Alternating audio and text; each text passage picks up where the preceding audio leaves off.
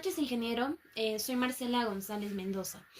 Voy a presentar nuestra investigación formativa. En esta oportunidad nosotros hemos abarcado sobre el modelamiento de una ecuación diferencial sobre el crecimiento de los cristales de sulfato de cobre. Asimismo, la presente investigación se va a analizar acerca del tiempo empleado para la formación de cristales de sulfato de cobre alcanzando un tamaño adecuado tras un periodo de 7 días.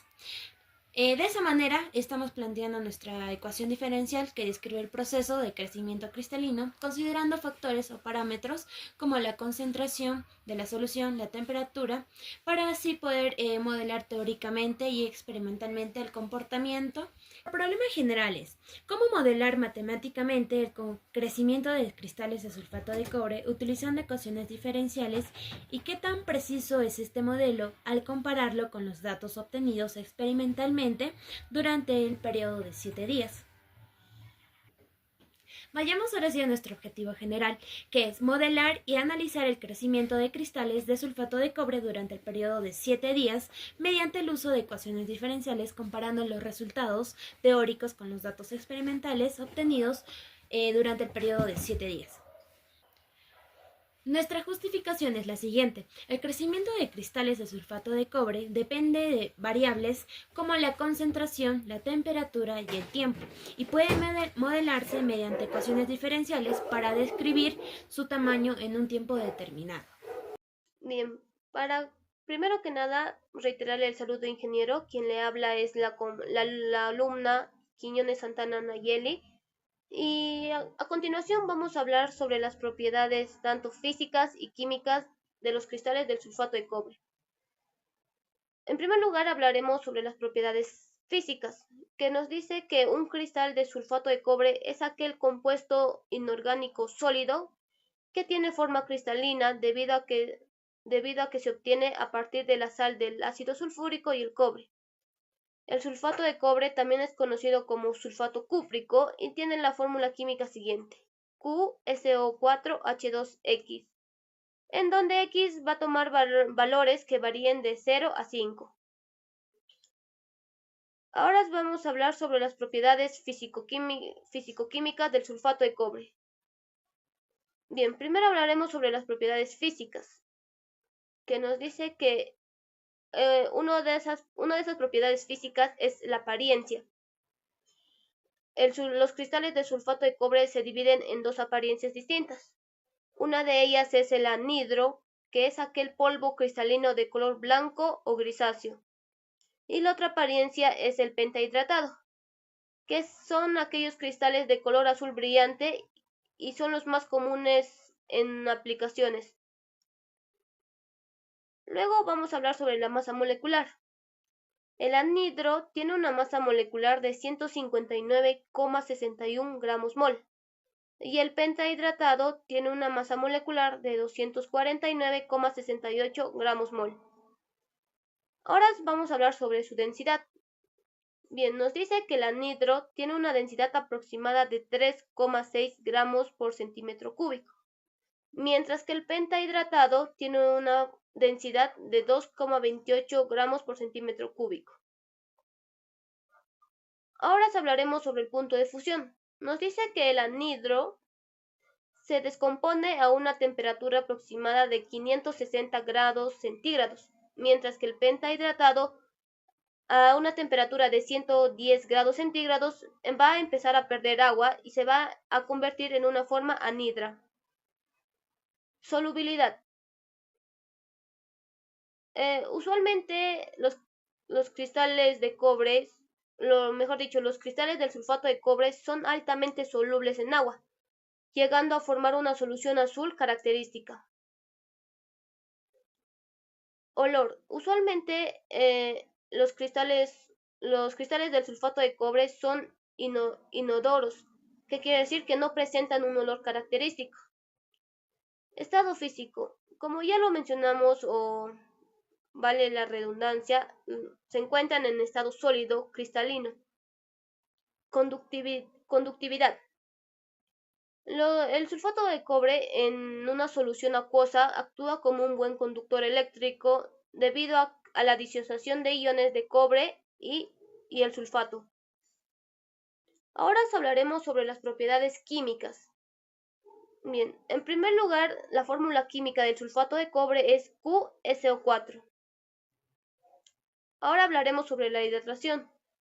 Pueden existir diferentes estados de hidratación, siendo la apariencia pentahidratada el más común, que al calentarse pierde progresivamente moléculas de agua.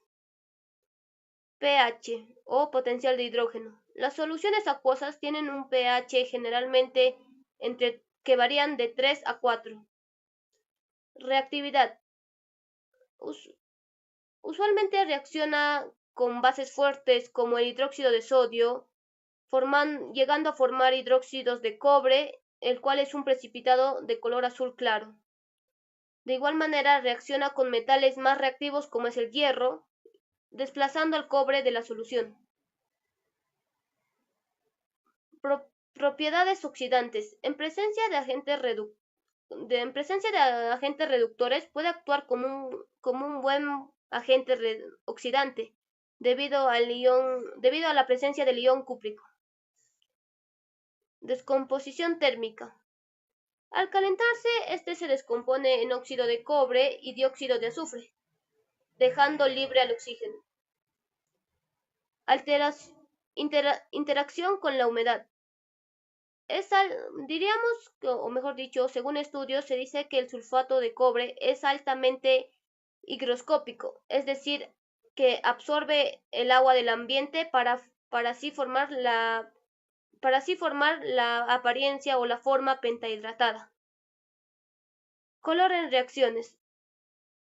Usualmente forma complejos de colores intensos, como el complejo azul con amoníaco, que es también conocido como tetraminocobre 3 y que tiene la fórmula QNH3 4 más 2. Ahora hablaremos sobre el proceso de cristalización.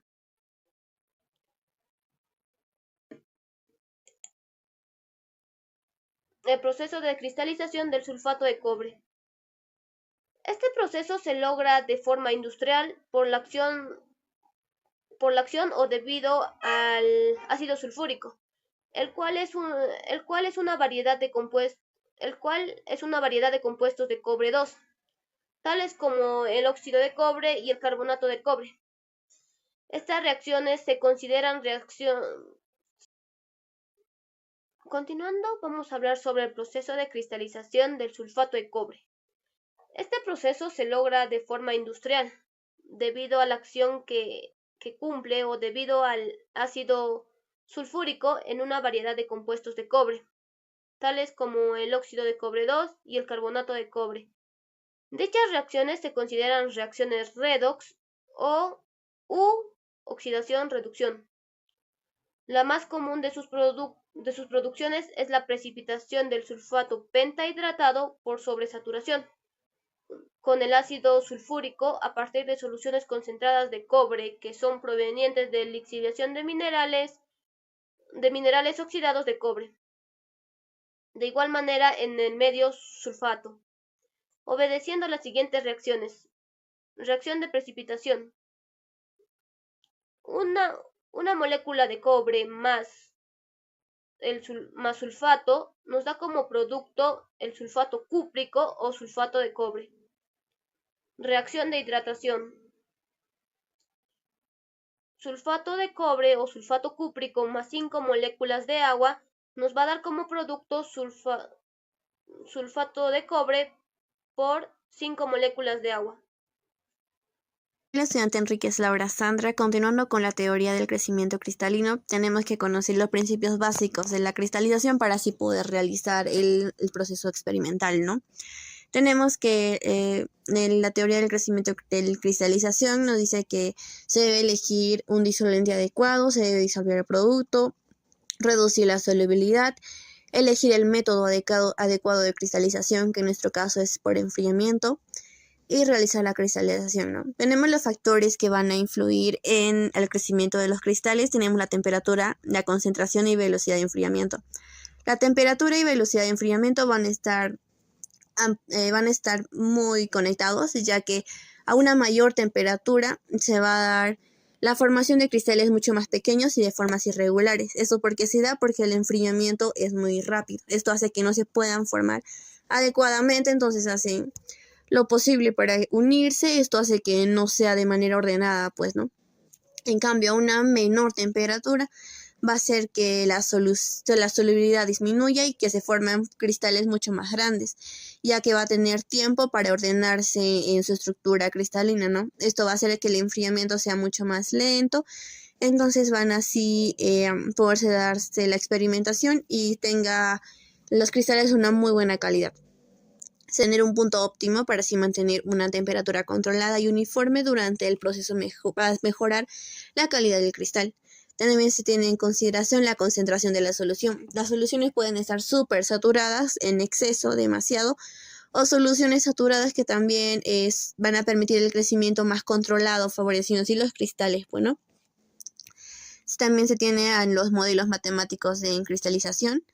Tenemos a los fundamentos de las ecuaciones diferenciales que se va a dar a través de estas, bueno. Se va a modelar dinámicamente el cambio del tamaño de los cristales, su masa o la concentración del soluto, considerando así la difusión, transferencia de masa y reacciones químicas en el proceso de crecimiento de cristales. Tenemos a los modelos de crecimiento a un sistema isotérmico. Eso nos quiere decir que la temperatura es constante, que esta sobresaturación es uniforme y varía según el patrón que estamos definiendo. El crecimiento está controlado por transporte o masa por cinética superficial. Las impurezas y otros aspectos no las vamos a considerar porque van a generar muchas más variables y eso es lo que no queremos tanto. Tipos de ecuaciones diferenciales usadas. Estamos usando las ecuaciones diferenciales ordinarias y las parciales. En las ordinarias tenemos que solo van a estar con una sola variable independiente, que es el tiempo, y las ecuaciones diferenciales parciales van a ser respecto a múltiples variables independientes como el tiempo y la posición espacial. Tenemos variables claves que estamos utilizando en nuestro modelo, como el tiempo, concentración de tamaño. Tenemos que el tiempo va a estar representado por T, y luego tenemos que la concentración va a ser constante, como se venía mencionando, el tamaño del cristal, la velocidad de crecimiento que va a estar representado por K, y una variable F que va a representar la humedad, que va a ayudar así a explicar mucho más la teoría. Bueno, tenemos la metodología. Como se estuvo explicando, se tiene una formación de un modelo teórico, tanto va a ser una ecuación va a definir el modelo matemático, que se va a desarrollar una ecuación diferencial que va a describir el crecimiento de los cristales, bueno, de sulfato de cobre, que es en nuestro caso, en función del tiempo. En cambio, el modelo considerado por factores como la condensación de la solución va a ser la temperatura, la velocidad de posición y las partículas. Luego se va a pasar a resolver la ecuación diferencial y así pues se va a poder diferenciar y se va a poder comparar, que es el título de nuestro proyecto, para así obtener la relación teórica entre el tiempo y el tamaño de los cristales. Bueno, tenemos en lo diseño experimental el poder realizar los cristales. Buenas tardes, mi nombre es Rixia Pizarro Añalí. Voy a explicar sobre la modelación de la ecuación diferencial. Para plantear esta ecuación necesitamos organizar los datos obtenidos en la parte experimental. Como vemos y apreciamos en este cuadro que tenemos al costado, tenemos parámetros iniciales como la masa de 50 gramos de sulfato de cobre, el volumen de 100 mililitros de agua y temperatura inicial de 15 grados Celsius. Esta concentración es una constante de 0,5 gramos por mililitro. Sin embargo, esto no se puede expresar en esas unidades y los vamos a pasar a mol por litros. Aplicando esta simple fórmula nos da que 0,5 gramos por mililitro es igual a 3,13 mol por litro. Para la simulación del modelo matemático tenemos los datos de P sub T, que es el peso de la solución expresado respecto al tiempo, T sub T, temperatura respecto al tiempo, T sub C, temperatura crítica de saturación del sulfato de cobre, K, que es una constante, y T expresado en días. La derivada de P sub T sobre derivada de T es igual a menos K por la diferencia de T sub T menos T sub C por P sub T. Esta ecuación hemos planteado utilizando el modelo de Malthus de crecimiento poblacional y lo hemos modificado a nuestra conveniencia. Aplicando todo o resolviendo toda esta ecuación nos da que P sub T es igual a la constante 1 por E a la menos K por T sub T menos T sub C. nos damos cuenta que si ponemos el tiempo de cero, la constante 1 es igual al tiempo de P sub cero. Entonces el P sub t es igual a P sub cero por E a la menos K por la diferencia de T sub t menos T sub c por tiempo. Aplicando esta fórmula a los valores obtenidos de cada día, tenemos 5 ecuaciones. De estas hemos despejado P de cada uno e igualado cada fracción que nos ha resultado. De cada uno de ellos nos ha salido K, que es un diferente valor. Por ejemplo, aquí observamos de la ecuación de las fracciones 1 y 2, 2, 3, 3 y 4 y 4 y 5. Como vemos, los valores son muy diferentes y tenemos que buscar un promedio para que nos salgan relativamente cercanos. Entonces hemos sacado el promedio de estos 4 valores, que es igual a menos 0,0653.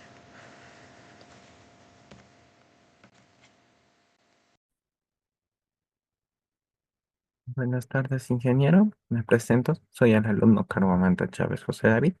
En esta oportunidad procederé a calcular los datos de la ecuación planteada.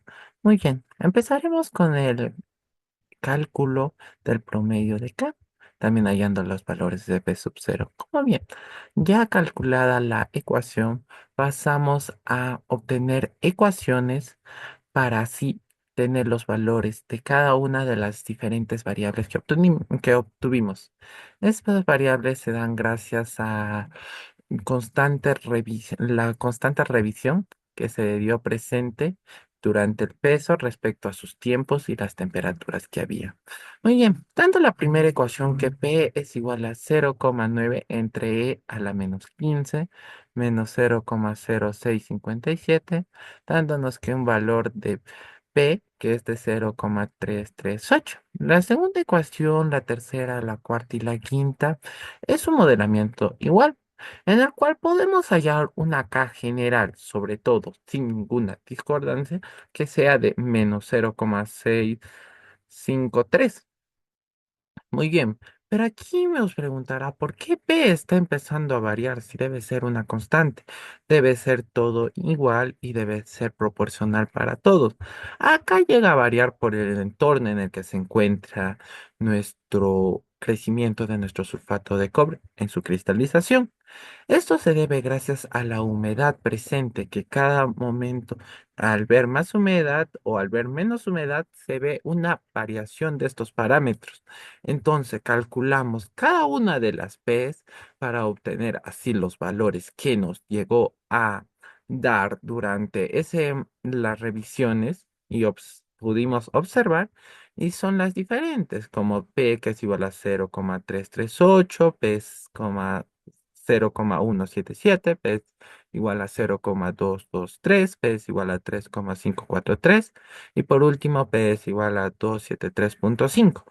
Pero para minimizar algunos errores, lo utilizamos mediante su promedio geométrico, dándonos una P en constante ya para cada uno, el cual nos dé un pequeñísimo margen de error.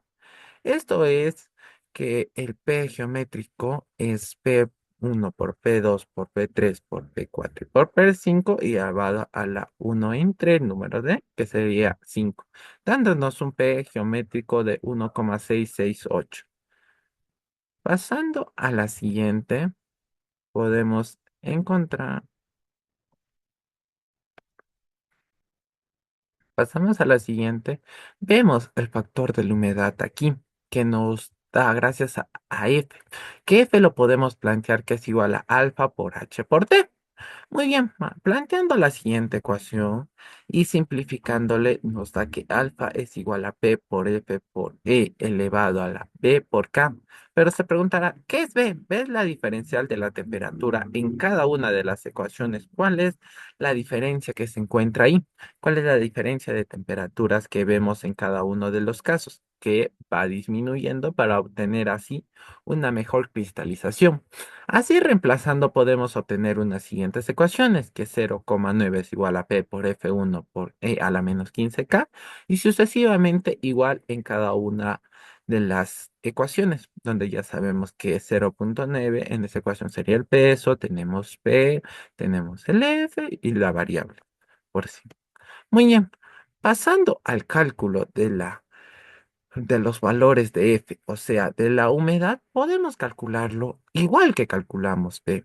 Y esto se preguntará por qué, porque al momento en el tiempo cero que no encontramos ningún crecimiento, no llegó a variar esto, sino que encontramos que las constantes son iguales. Entonces podemos calcularlo de la misma forma, obteniendo un F para cada uno, que este F de la humedad ya no llega a variar la ecuación, sino nos da unas respuestas, las cuales son exactas con el peso que calculamos según cada uno de los días que no se llegaron a variar, tal como encontramos en el F1 que es 0,2026, en el F2 que es 0,1060, en el F3 que es 0,1336, en el F4 que es 2,1230 y el F5 es 163,9864. Oye, sí, acotando un poco más, podemos decir que estos no son todos los parámetros que podemos encontrar, pero son los más generales y que nos ayudan a tener en sí la ecuación general, que gracias a esto no encontramos ninguna discordancia, tampoco pudimos mostrar ninguna falla para tener los pesos sin ninguna variación de ellos. Muchas gracias, ingeniero. Doy pase con mi compañera que le explicará las conclusiones y los resultados. Voy a dar a conocer sobre los resultados que se obtuvieron después del cálculo. Nuestra primera ecuación del cálculo del peso del día 1, considerando nuestra variable, el resultado de esta operación es el peso teórico del cristal después de un día. La segunda ecuación, el peso del cristal del día 1, se ajusta con la variable de la humedad, reflejando condiciones experimentales diferentes. La tercera ecuación es similar a las anteriores, calculando el peso del día 1 y usando otra variable, un ajuste experimental específico. La cuarta ecuación se evalúa como un valor positivo de la variable y el tiempo afecta a los cálculos, mostrando crecimiento mayor. Nuestra quinta ecuación en este caso es la variable es muy alta, sugiriendo condiciones extremas, lo que predice un crecimiento acelerado. Ahora paso con la conclusión. Nosotros hemos logrado formular una ecuación diferencial que describe cómo crecen los cristales de sulfato de cobre a lo largo del tiempo. Para esto tomamos en cuenta dos factores claves, la concentración de la solución y la temperatura. Este modelo es una herramienta muy útil porque nos permite predecir cómo cambian las dimensiones de los cristales según las condiciones experimentales.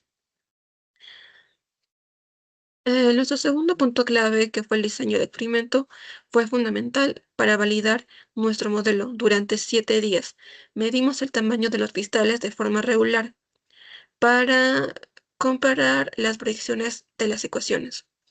Este enfoque sistemático nos permitió comprobar si el modelo era realmente útil y aplicable en la realidad. Después de resolver las ecuaciones, mediante los métodos analíticos se pudieron generar predicciones teóricas del crecimiento de los cristales. Luego de estas predicciones se compararon con los datos experimentales.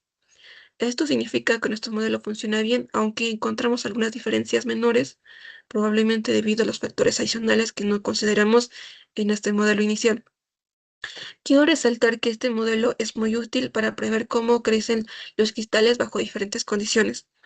Sin embargo, también identificamos áreas de mejora tanto los experimentos como el modelo matemático en sí. Con ajustes podríamos lograr mayor precisión y reducir las diferencias entre los resultados teóricos y experimentales. Esto nos motiva a seguir investigando y perfeccionando nuestro trabajo.